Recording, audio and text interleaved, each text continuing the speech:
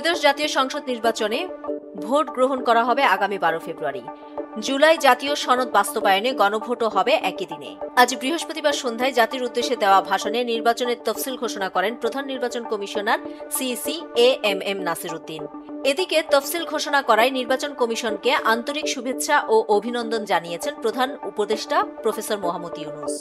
অন্যদিকে তফসিলকে স্বাগত জানিয়ে বিএনপি মহাসচিব মির্জা ফখরুল ইসলাম আলমগীর বলেছেন, সিইসির ঘোষণায় আশ্বস্ত জনগণ, এতে ভোটের অধিকার বাস্তবায়ন হবে। বিএনপি তফসিল নিয়ে সন্তুষ্ট। বাংলাদেশ জামাতে ইসলামীর সহকারী সেক্রেটারি জেনারেল এহসানুল মাহবুব জুবায়ের বলেছেন, নির্বাচন নিয়ে সংশয় থাকলেও তফসিল ঘোষণা আমাদের আশ্বস্ত করেছে। তবে গণভোটে হ্যাঁকে জয়ী করতে কর্মসূচি দেবে জামাত সহ 8 দল। জাতীয় নাগরিক পার্টি এনসিপির মুখ্য সমন্বয়ক নাসির উদ্দিন পাটোয়ারি তফসিলকে স্বাগত জানালেও সরকারের সদিচ্ছা ও নিরপেক্ষতার ঘাটতি রয়েছে বলে মনে করেন তিনি। ঘোষিত তফসিল অনুযায়ী নির্বাচনে প্রার্থীদের মনোনয়নপত্র জমা দেওয়ার শেষ সময় 29 ডিসেম্বর। মনোনয়নপত্র বাছাই 30 ডিসেম্বর থেকে 4 জানুয়ারি। রিটার্নিং কর্মকর্তার সিদ্ধান্তের বিরুদ্ধে আপিল দায়ের 11 জানুয়ারি এবং আপিল নিষ্পত্তি হবে 12 থেকে 18 জানুয়ারি। প্রার্থিতা প্রত্যাহারের শেষ সময় 20 জানুয়ারি। চূড়ান্ত প্রার্থী তালিকা প্রকাশ ও প্রতীক বরাদ্দ করা হবে 21 জানুয়ারি।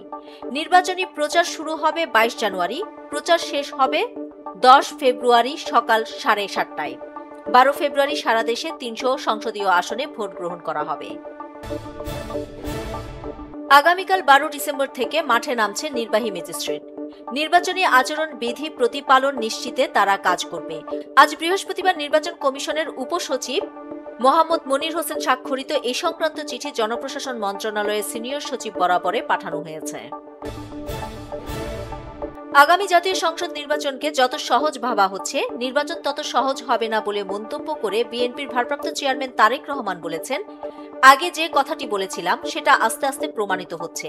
এখনো যদি আমরা সিরিয়াস না হই, সামনে এদেশের অস্তিত্ব সার্বভৌমত্ব হুমকির সম্মুখীন হবে।